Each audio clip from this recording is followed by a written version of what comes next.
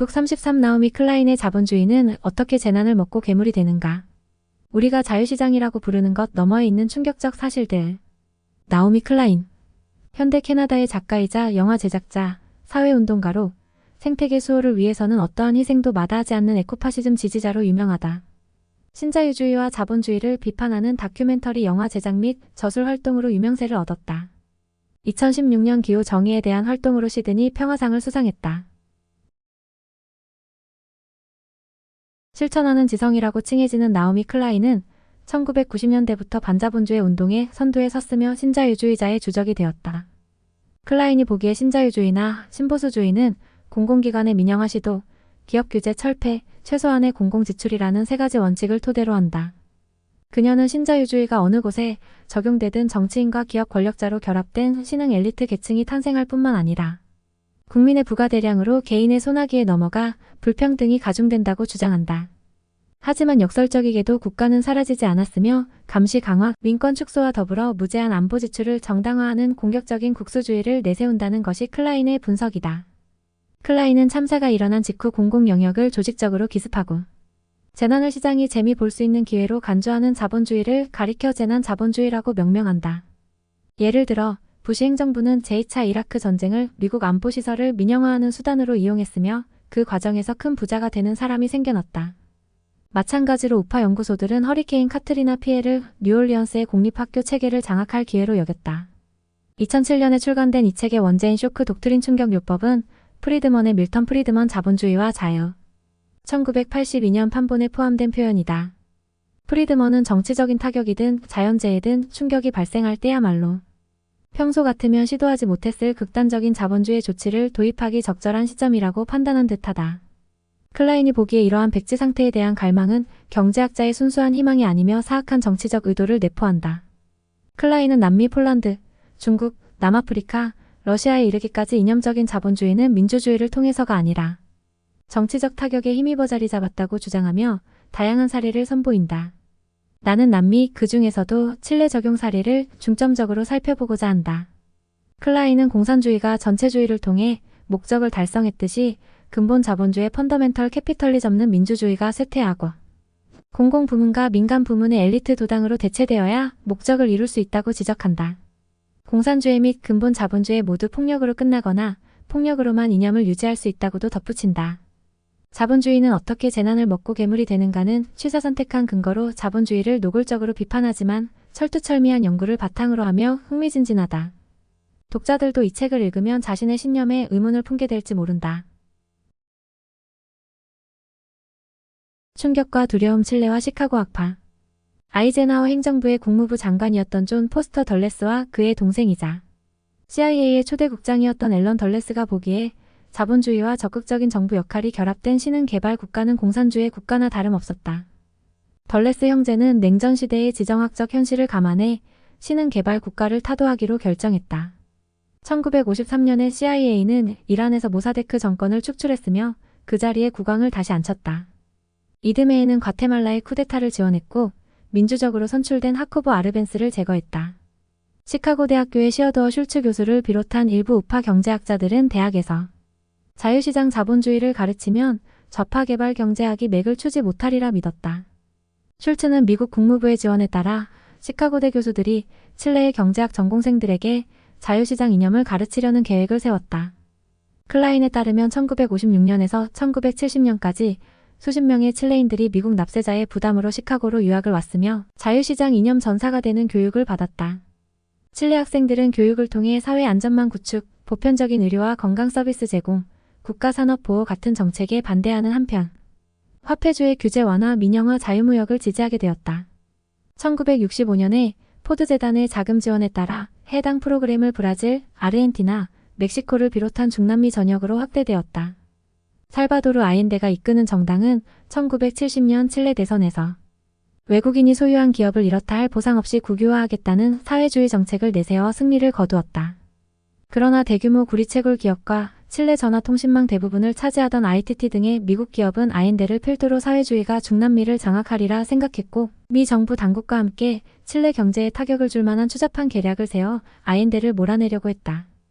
1973년 아우구스토 피노체트 장군이 주도한 군사 쿠데타에서 아엔데뿐만 아니라 3,000명이 넘는 위험 분자가 목숨을 잃었다. 8만 명이 수감되었고 20만 명이 망명했다. 기업, 군부, CIA가 아엔데를 축출하기 위해 협력하는 동안 시카고대에서 교육받은 청년 경제학자들은 칠레 경제를 대규모로 초기화한다는 계획을 세웠다. 벽돌 브릭로 알려진 500쪽짜리 문서에 담긴 해당 계획은 국유 기업의 민영화, 금융 규제 완화, 빵과 식용유 등의 가격 상승을 막는 물가 통제 조치 철폐를 주요 내용으로 했다. 피노체트는 이대로만 하면 인플레이션이 종식되리라는 말에 해당 계획을 대부분 채택했다. 1974년 칠레의 인플레이션율은 아엔데 정부 때보다 2배나 높은 375%였다. 수입 관세의 철폐로 값싼 수입품이 넘쳐나면서 칠레의 현지 기업이 파산했고 실업률이 급등했다. 굶는 사람도 생겨났다. 그런데도 1975년 3월에 칠레를 방문한 프리드먼은 칠레 정부가 국가의 경제 개입을 완전히 중단할 정도까지는 나아가지 못했다고 지적했다. 칠레 경제를 정상적인 궤도에 올려놓기 위해서는 추가적인 충격 요법이 필요하다는 것이었다. 프리드먼은 칠레 은행과 의견을 나누고 대학에서 강연하는 것 외에도 피노체트와 직접 만나 45분 동안 대화를 나눴다. 그 후 피노체트에게 보낸 편지에서 공공지출을 25% 더 삭감하고 완전한 자유무역을 추진하라고 제안했다. 점진주의는 이득이 없다고 주장하면서 시카고 학생이었던 세르히오 데 카스트로가 신임 재무부 장관으로 임명되어 국유 기업 500개를 민영화하고 마지막으로 남아있던 무역 장벽을 제거했다. 직후에 닥친 경기 침체기에 주식인 빵 가격이 천정부지로 치솟았지만 더 이상 민주주의가 존재하지 않았기에 투표를 통해 군사정권을 몰아낼 수는 없었다. 피노체트 정권은 공포정치를 단행했다. 공립학교는 학생 숫자에 따라 보조금을 지급하는 바우처 제도로 대체되었고 사회보장제도가 민영화되었으며 유치원과 공동묘지까지 민간인에 의해 운영되었다. 1976년에 이르기까지 아르헨티나, 우루과이, 브라질을 비롯해 전후 개발 국가의 모범 사례였던 나라들이 칠레의 개혁을 답습했다. 그 결과 각국에서 시카고 학파 경제학이 대세가 되었으며 미국이 뒤를 봐주는 군사정권이 들어섰다. 칠레의 기적? 클라인은 경제학자들이 종종 말하는 칠레 경제의 기적이 쿠데타 후 10년이 지난 1980년대 중반에야 실현되기 시작했다고 지적한다. 피노체트는 기업 다수를 다시 국유화하고 데 카스트로를 비롯해 정부 요직을 차지하고 있던 시카고 학생들을 해고했다. 칠레 경제가 완전히 붕괴되지 않은 까닭은 그나마 피노체트가 구리채굴 기업 코델코를 민영화하지 않았기 때문이다. 코델코는 칠레 수출 수익의 대부분을 창출한 기업이다. 칠레 경제가 안정세를 찾고 성장했다면 이는 칠레가 프리드먼과 하이에크 방식의 자유시장 천국이 되었기 때문이 아니다. 정부 기업 지주가 권력을 유지하기 위해 공모하는 조합주의 코퍼러티스트 국가가 되었기 때문이라는 것이 클라인의 주장이다. 그녀는 국가산업의 민영화로 소수가 엄청난 부를 얻었지만 그 과정에서 근로자들은 밀려났다고 지적한다. 클라인이 보기에 시카고 학파가 장악한 칠레에서는 자산투기 광풍, 마구잡이식 민영화, 중산층 공동화, 자유무역 거래로 말미암은 산업말살, 불평등 심화 같은 그 후 수십 년 동안 세계 다른 지역에서 벌어질 일들을 예고하는 상황이 펼쳐졌다. 클라인은 전 세계에 걸쳐 다양하게 시도된 충격요법은 소수가 막대한 부를 순식간에 축적하는 결과만 나왔다고 주장한다.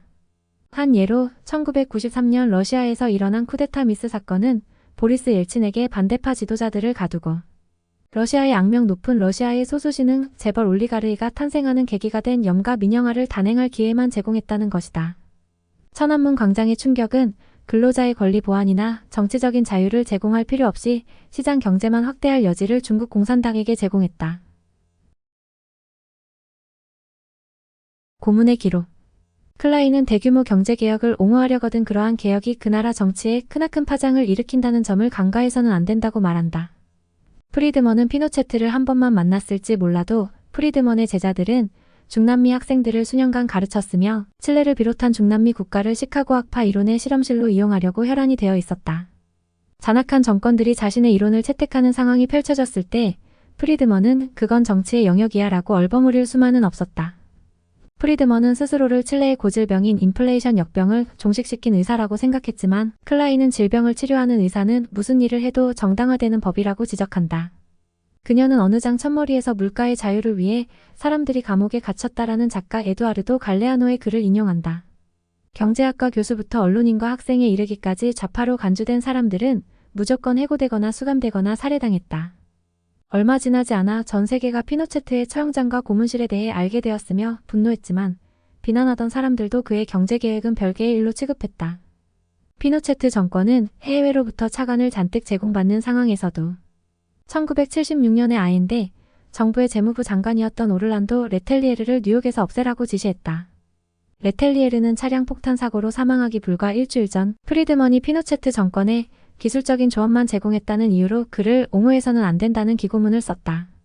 클라인은 이외에도 자유시장 경제학자인 하이에크가 과도기 형태의 독재 정권이라는 이유로 칠레의 피노체트 정권을 옹호했을 뿐만 아니라 칠레의 자유시장 개혁 프로그램에 자문을 제공하여 논란이 되었다는 사실을 지적한다. 재난 자본주의와 비열한 세계. 클라인의 서술에는 거슬리는 사실 몇 가지가 끼어든다. 이를테면 아인데 정부 시절의 칠레는 클라인의 주장처럼 민주적인 사회주의 천국이라고 하기는 어려웠다. 정치와 경제에 끊임없는 혼란이 일어났으며 인플레이션이 초절정을 이루었다. 그렇다고 시카고 학파의 정책 때문에 칠레 경제가 훗날 성공을 거둔 것도 아니었다. 칠레의 기적은 피노체트가 기업을 다시 국유화하고 값비싼 사회주의 프로그램을 시행하는 등 경제 노선을 몇 차례 변경한 이후에야 이루어졌다. 경제학자 브래드 드롱은 자신의 블로그에 누가 옳았는가란 글을 올리면서 이 시대 칠레 역사는 국가가 구축한 기적과 자유시장의 기적이 결합된 산물이라는 결론을 내렸다. 클라인은 칠레의 실험을 신자유주의 확산의 첫 단계로 간주하며 충격요법을 내세운 재난 자본주의가 한층 더 불평등하고 위험하며 전반적으로 비열한 세계를 만들어냈다고 본다. 그러나 미국 보수 성향의 가토 연구소 소속 요한 노르베리가 클라인의 신조 재난 논쟁에 출연. 클라인 다크트론 더 라이즈 어브 디제스터 펄레믹이란 보고서에서 주장했듯이 경제 자유주의는 어느 지역이든 간에 전반적으로 부를 증대하는 경향이 있다. 노르베리는 당신이라면 실패한 사회주의 국가 쿠바와 남미에서 최고로 경제가 발달한 칠레 중 어느 쪽에서 살고 싶겠냐는 질문을 던진다. 클라인은 시장이 번영을 가져다준다는 사실을 부인하지는 않는다. 그녀가 분노하는 대상은 신자유주의 자본주의다. 클라인에게 신자유주의는 사람들에게 총구를 겨누는 방식으로만 발전하는 이념으로 보인다. 이념에 대한 클라인의 지적도 주목할 필요가 있다. 좌파 진영 예를 들어 스탈린이나 마오쩌둥 치하의 공산주의의 이념이 빚어낸 참상을 똑똑히 알고 있다면 극단적인 자유방임형 자본주의에 대해서도 신중히 살펴봐야 한다. 특히 그러한 이념으로 일시적으로나마 정치적 자유를 제한할 경우 인권 침해로 이어질 수 있다. 클라인은 아르헨티나 방송국의 촬영팀이 독재 정권과 자유시장주의 시대의 고문실을 우연히 발견한 사건을 소개한다. 고문실을 3만 명이 실종된 시대의 산물이었다. 그 자리에 호화 쇼핑몰이 지어지면서 끔찍한 고문실은 벽으로 메어진 상태였다. 이상으로 나오미 클라인의 자본주의는 어떻게 재난을 먹고 괴물이 되는가이었습니다.